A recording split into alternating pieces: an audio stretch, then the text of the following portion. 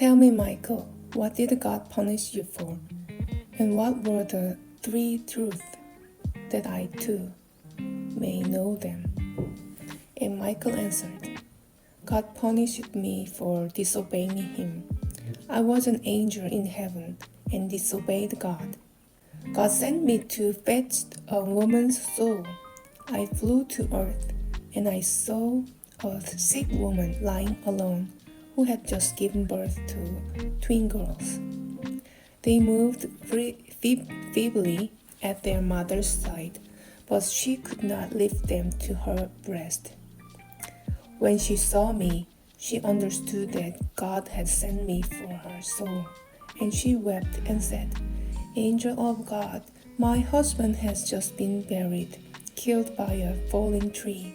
I have neither sister nor aunt nor mother, no one to care for my orphans. Do not take my soul. Let me nurse my babies, feed them and send them for their feed before I die. Children cannot live without father or mother, and I hearkened to her. I placed one child at her breast and gave the other into her arms, and returned to the Lord in heaven.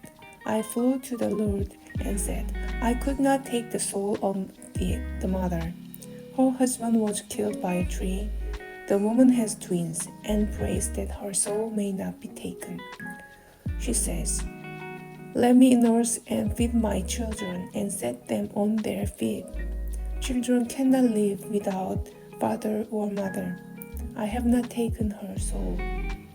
And God said, Go take the mother's soul and learn 3 truths. Learn what dwells in man, what is not given to man, and what men live by. When thou hast learnt these things, thou shalt return to heaven. So I flew again to earth and took the mother's soul. The babes dropped from her breast. Her body rolled over on the bed and crushed one babe, twisting its leg. I rose above the village, wishing to take her soul to God, but a wind seized me, and my wings drooped and dropped off. Her soul rose alone to God, while I fell to earth by the roadside. And Simon and Matrona understood who it was that had lived with them, and whom they had clothed and fed, and they wept with awe and with joy. And the angel said, I was alone in the field, naked. I had never known human needs, cold and hunger, till I became a man. I was famished, frozen, and did not know what to do. I saw near the field I was in a shrine built for God, and I went to it hoping for fine shelter. But the shrine was locked, and I could not enter. So I sat down behind the shrine to shelter myself, at least from the wind. Evening drew on. I was hungry, frozen, and in pain. Suddenly I heard a man coming along the road. He carried a pair of boots and was talking to himself. For the first time since I became a man, I saw the mortal face of man, and his face seemed terrible to me, and I turned from it. And I heard the man talking to himself of how to cover his body from the cold in winter, and how to feed my wife and children. And I thought, I'm perishing of cold and hunger, and here is a man thinking only of how to clothe himself and his wife, and how to get bread for themselves. He cannot help me. When the man saw me, he frowned and became still more terrible, and passed me by on the other side. I despaired, but suddenly I heard him coming back. I looked up and did not recognize the same man, before. I had seen death in his face, but now he was alive, and I recognized in him the presence of God. He came up to me, clothed me, took me with him, and brought me to his home. I entered the house. A woman came to meet us and began to speak. The woman was still more terrible than the man had been. The spirit of death came from her mouth. I could not breathe for the stench of death that spread around her. She wished to drive me out into the cold, and I knew that if she did so, she would die. Suddenly, her husband spoke to her of God, and the woman changed at once. And when she brought me food and looked at me, I glanced at her and saw that death no longer dwelt in her. She had become alive, and in her, too, I saw God. Then I remembered the first lesson God had sent me, learn what dwells in man. And I understood that in man dwells love. I was glad that God had already begun to show me what He had promised, and I smiled for the first time, but I had not yet learned all. I did not yet know what is not given to man and what men live by. I lived with you, and a year passed. A man came to order boots that should wear for a year without losing shape or cracking. I looked at him, and suddenly, behind his shoulder, I saw my comrade, the angel of death. None but me saw the angel, but I knew him and knew that before the sun set, he would take that rich man's soul. And I thought to myself, the man is making preparation for a year and does not know that he will die before evening. And I remembered God's second saying, learn what is not given to man. What dwells in man I already knew, now I learned what is not given to him. It is not given to man to know his own needs. And I smiled for the second time.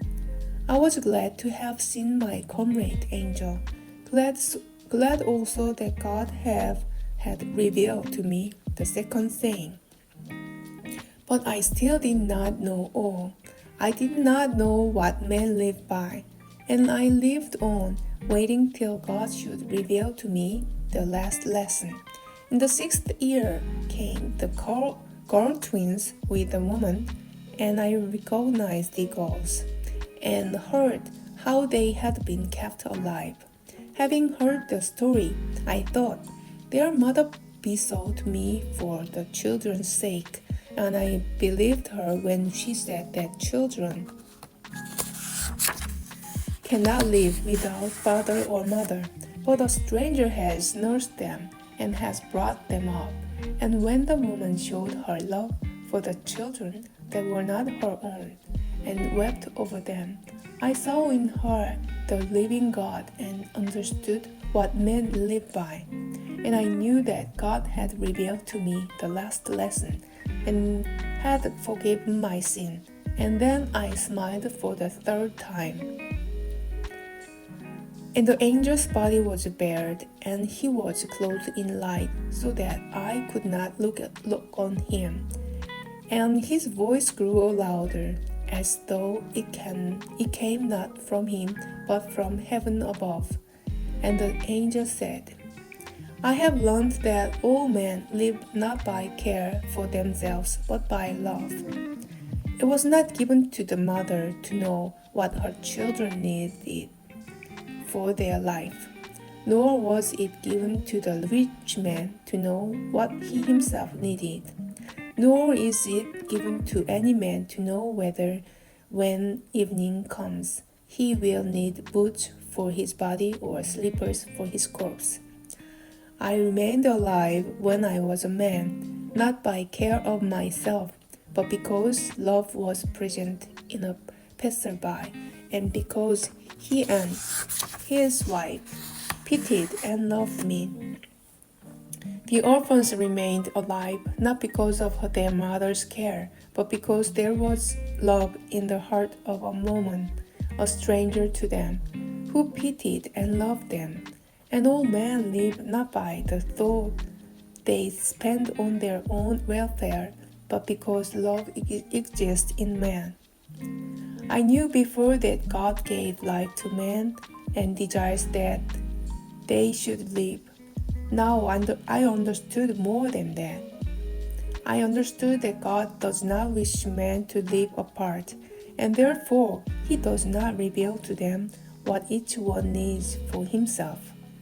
But He wishes them to live united, and therefore reveals to each of them what is necessary for all.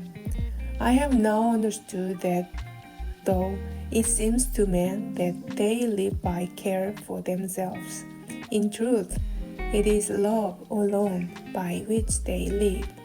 He who has love is in God, and God is in him, for God is love. And the angels sang praise to God, so that the earth trembled at his voice. The roof opened, and a column of fire rose from earth to heaven. Simon and his wife and children fell to the ground. Wings appeared upon the angel's shoulders, and he rose into the heavens. And when Simon came to himself, the hut stood as before, and there was no one in it but his own family.